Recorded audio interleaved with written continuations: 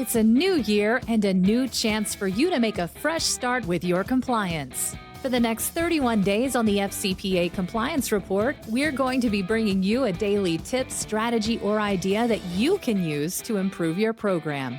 Here's your host, Tom Fox, the Compliance Evangelist. Answering Department of Justice questions on confidential reporting. What are some of the best practices regarding an internal reporting system? The 2012 FCPA Guidance stated an effective compliance program should include a mechanism for an organization's employees and others to report suspected or actual misconduct or violation of the company's policies on a confidential basis and without fear of retaliation. This was expanded in the 2020 guidance in the section entitled Confidential Reporting and the Investigation Process. Moreover, internal reporting are a clear indicia of a working, operationalized compliance program.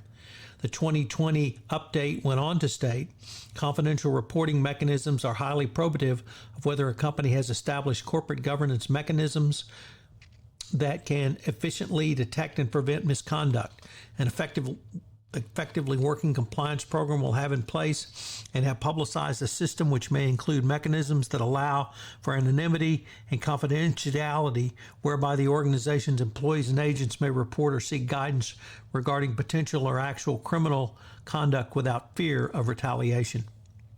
The 2020 guidance further refined this basic requirement for hotline reporting with a series of inquiries. Today, I want to go over those inquiries and how you might answer them. Number one, does the company have an anonymous reporting mechanism? If not, why not? This would seem like the most basic inquiry that one could have. For if you are a U.S. public company, or rather any company listed on U.S. stock exchanges, you have been required to have an anonymous whistleblower system in place since the passage of Sarbanes-Oxley back in 2002. SOX directs that the New York Stock Exchange and other national security exchanges require a listed company's audit committee to establish formal procedures for addressing complaints relating to accounting and auditing matters. Listed companies were required to have their whistleblower procedures in place by no later than October 31, 2004.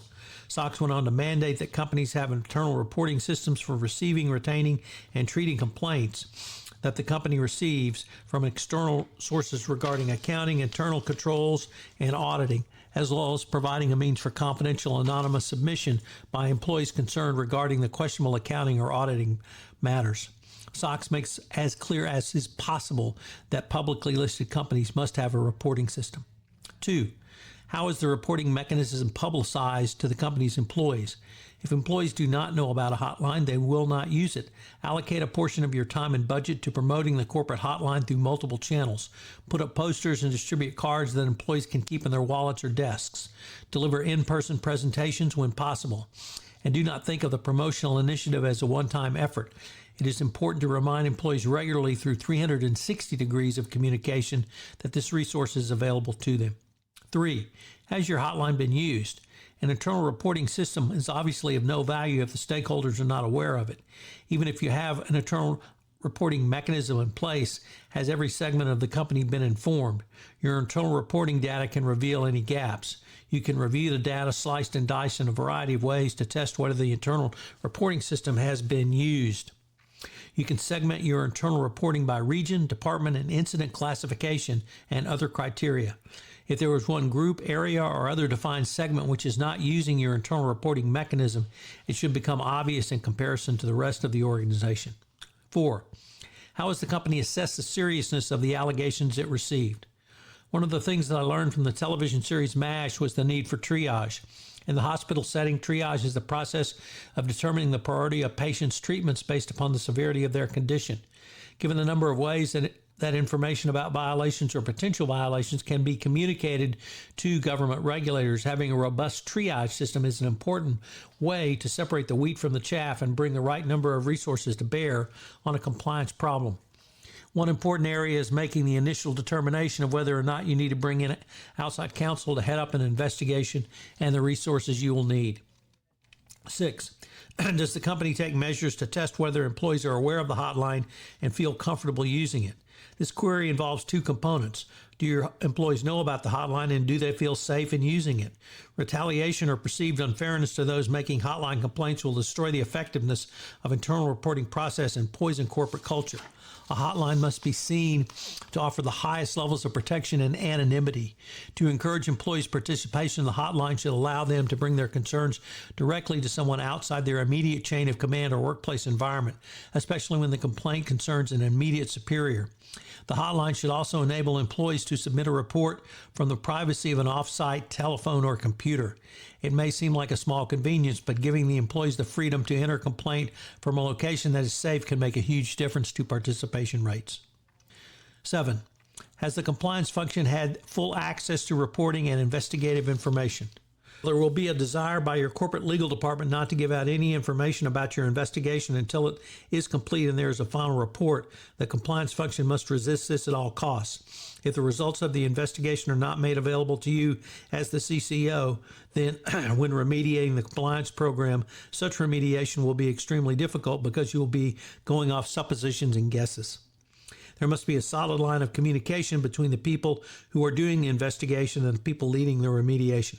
Otherwise, you can only begin your remediation in the most general terms, and you will not be able to deal with the specific gaps in your compliance program or risks that need to be managed. Such an approach can also be a recipe for disaster. So what are today's 3 key takeaways? Number 1, internal reporting systems are a clear indicia of a working, operationalized compliance program. Remember, it's not one part of your compliance program, it's all parts, and internal reporting touches multiple components of your compliance program. 2, there must be a solid line of communication between the people who are doing the investigation and then leading the remediation. And 3, your internal reporting mechanism must be trusted.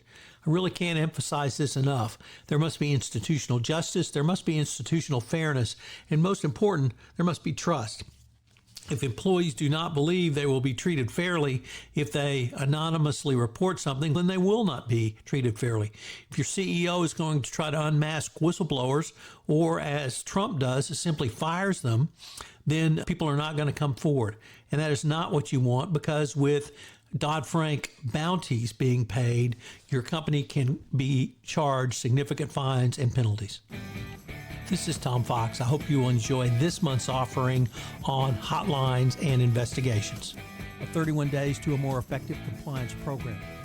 If I could ask you to do, would you pass on to at least one person this podcast series on the nuts and bolts of compliance, as I'm trying to expand my audience base for 31 days to a more effective compliance program. I hope you'll join me again tomorrow, where I take up another topic in innovation in compliance. Thanks again for listening. 31 Days to a More Effective Compliance Program is a production of the Compliance Podcast Network. This podcast is a part of the C-Suite Radio Network. For more top business podcasts, visit c-suiteradio.com.